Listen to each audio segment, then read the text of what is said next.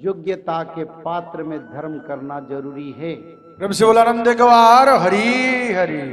क्योंकि अगर उसको हम मदद करें, वो बच जाए और उनको सहारा मिल जाए, फिर और जीव हत्या बढ़ाता रहेगा, उसका पाप जो कर्म किया था, जो मदद किया था, उनको ही मिलेगा। तो ऐसे शास्त्र कहता है सदाचारी, धर्मी, सत्य, धर्म, न्याय जो लोग हैं उनको मदद करना जरूरी है। पर परीक्षित राजा का बस थोड़ा अहंकार था। मैं जैसे कि युधिष्ठिर का परिवार हूं, राज चक्रवर्ती हूं, कोई भी शरण आए उसको शरण दे दूंगा। तो यही उनको समस्या खड़ा करवा दिया और उनके मुकुट पर कली ने विराजमान हो गया। फिर राजा जंगल की ओर चल गए और मृगया किया, कुछ कर्म किया जो उनका था। फिर उनको प्यास लगा, तो प्यास लगा तो आसपास में शमीक मुनि का आश्रम था। उसी आश्रम की ओर राजा परीक्षित ने चल गए और जाके देखे आश्रम में कोई नहीं है और शमीक मुनि ने तपस्या पर है। तब राजा परीक्षित ने उन जगह पर स्थान पर गया और बोला, गुरुदेव महाराज और महर्षि, में थोड़ा पानी चाहता हूं, मेरे को प्यास लग रहा है। पहले विनम्रता के साथ बताया, एक दो बार विनम्रता के साथ बताने के बाद योग ध्यान में ये तो कल आने वाला है, और अगर राजा परीक्षित रहें तो धर्म तो रहेगा, तो कल आएगा कैसे, क्योंकि उनको भी वर प्राप्त है कितने समय रहने के लिए। तो ऐसे मुनि ने उसको आवाज कुछ नहीं दिया, उनको पानी देना तो सही, उन्होंने योग में ऐसे बैठते रहे, सुना नहीं, और चाहे सुना तो वो ध्यान में थे, सुन नहीं पाए, ऐसा कुछ हुआ। और ऐसे कई बार निवेदन करने के बाद उनको ज्यादा प्यास लग रही थी और क्रोध भी आ गया, क्योंकि संसार में ये जो क्रोध और पाप भूमि से भारी, यानी कोई भी पाप करता है तो संसार में वसुधा पर भारी पड़ जाता है। छोटे चींटी को कोई मारता है तो भी पाप भारी होता है। इसको कहा गया पाप भूमि से भारी, क्रोध अग्नि से तेज है, यानी क्रोध अग्नि से भी भयंकर संहार कर सकते हैं। और कलंक काजल से कार, यानी काला रंग जितना भी काला हो उससे कहीं ज्यादा कलंक आगे मनुष्य को परेशानी और बदनाम निंदा देता है। तो राजा परीक्षित भला क्या करें, क्रोध तो आ गया, तो क्रोध तो मनुष्य का सबसे बड़ा शत्रु है। अगर आप लोगों को भी क्रोध आता है तो उसी समय क्या करेंगे, क्रोध को कैसे संवरण करेंगे? क्रोध को संवरण के लिए एक ही रास्ता है, उसी समय आप अगर क्रोध आता है, ये बात को मन में रखें, उसी समय वो स्थान छोड़ दें, क्योंकि कोई भी एक्सीडेंट होने से पहले स्थान छोड़ देने से सुरक्षा मिलता है।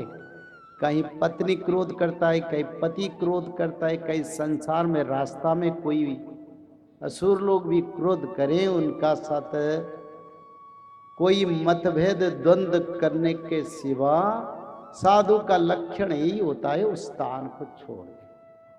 अगर उस स्थान को जब छोड़ देंगे उस क्रोध भी समाप्त हो जाएगा।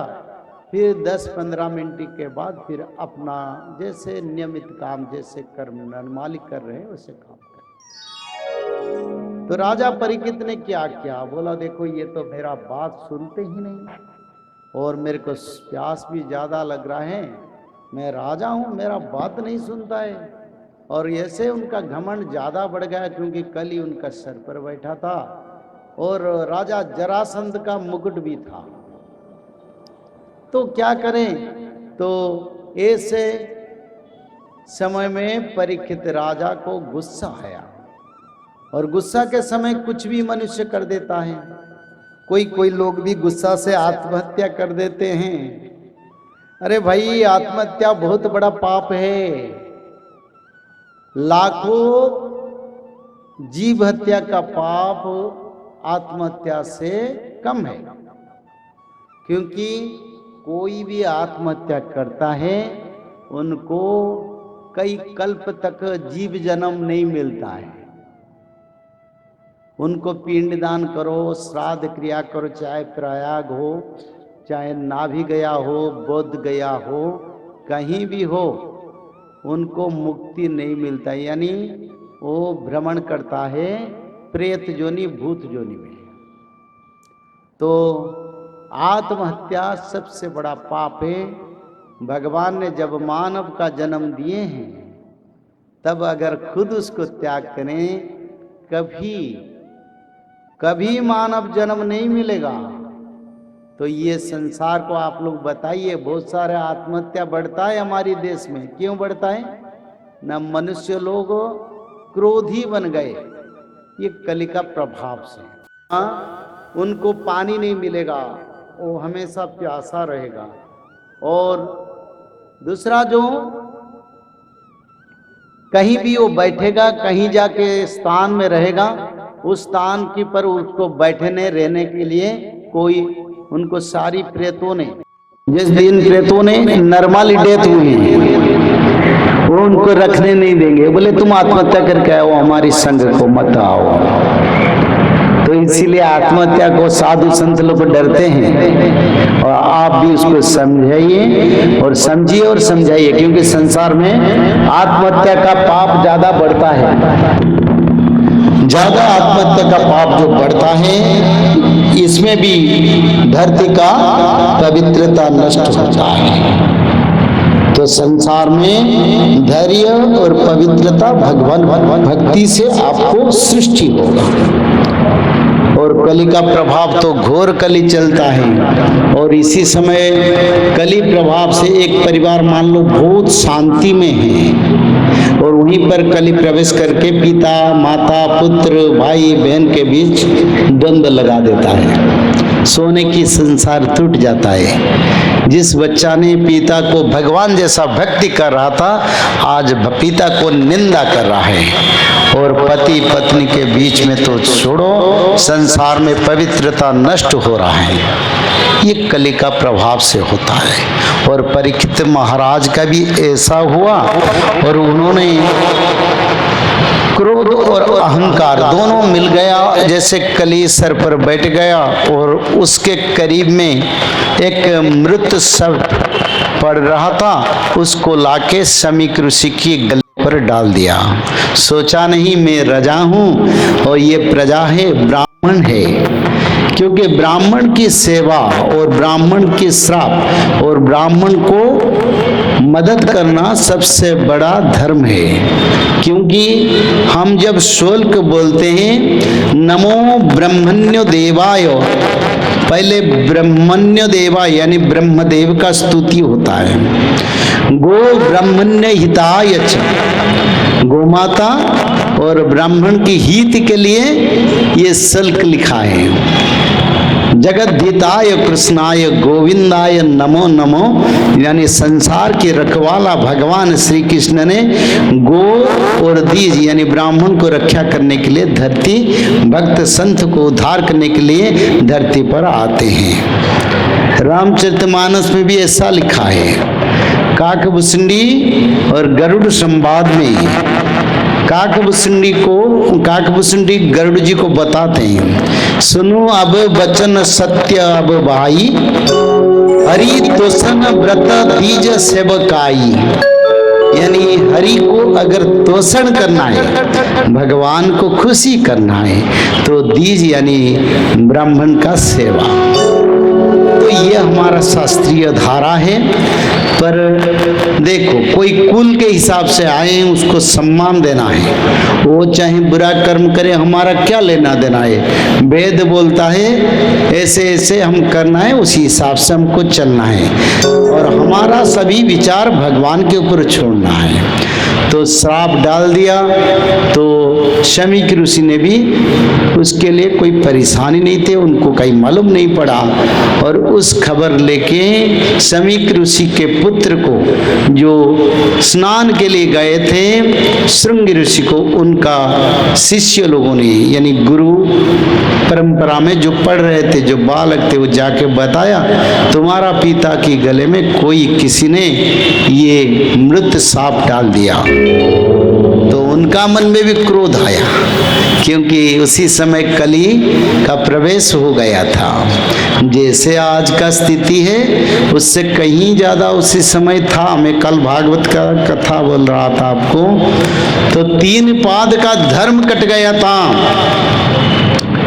जब श्री कृष्ण भगवान का देहांत हुआ 1200 साल, और परीक्षित महाराज का देहांत 1115 2315, और उसी समय के बीच में यानी शायद 2210 या 2212-13 उम्र में धर्म का 3 पाद कट गया था। अभी तो 5125 साल चल रहा है।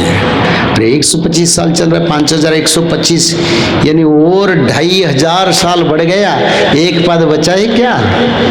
और किसी का 4 पाद कट जाता है तो कली संपूर्ण प्रकाश होता है। बोलो प्रेम से अपने कवाल हरि हरि। इसके बारे में महापुरुष अच्युतानंद ने लिखे हैं, धर्माचार्य निश्चय पतिवा हरियाश्रे करारा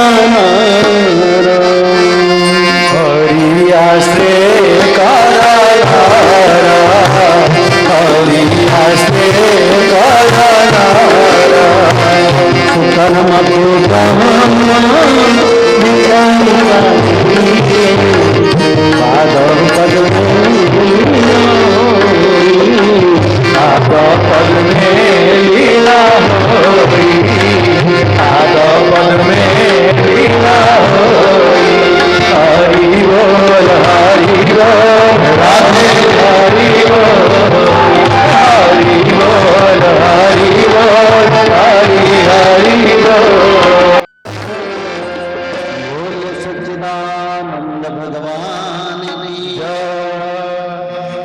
बिल्कुल श्रीमद् भागवत को अनुसरण और अपना दिव्य दृष्टि से महापुरुष अच्युतानंद ने भविष्य मालिका ग्रंथ में लिखे धर्मचरी पद निश्चय पटिव, यानी 4 पाद धर्म संपूर्ण कट जाएगा। और 3 पाद तो 2315 साल में कट गया, भागवत में लिखा है, ये भागवत में लिखा है, व्यासदेव ने लिखे। और 1 पाद बाकी था। अगर 2315 साल में 3 पाद कट गया, उनको अगर हम 3 भाग करवा दें, डिवाइडेड बाय 3, यानी 700 साल में एक करके 2315 में 3 पाद कट गया, और 700 साल के बाद 4था पाद भी कट गया। बोलिए सच्चिदानंद भगवान की।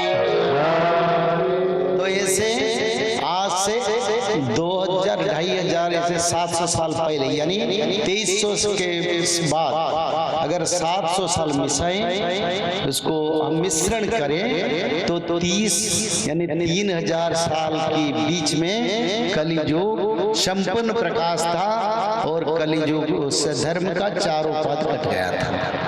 तो ऐसे महापुरुष अच्युतानंद ने लिखे 4 पाद धर्म नहीं रहेगा, और उसी समय भगवान के आश्रय के सिवा और कुछ।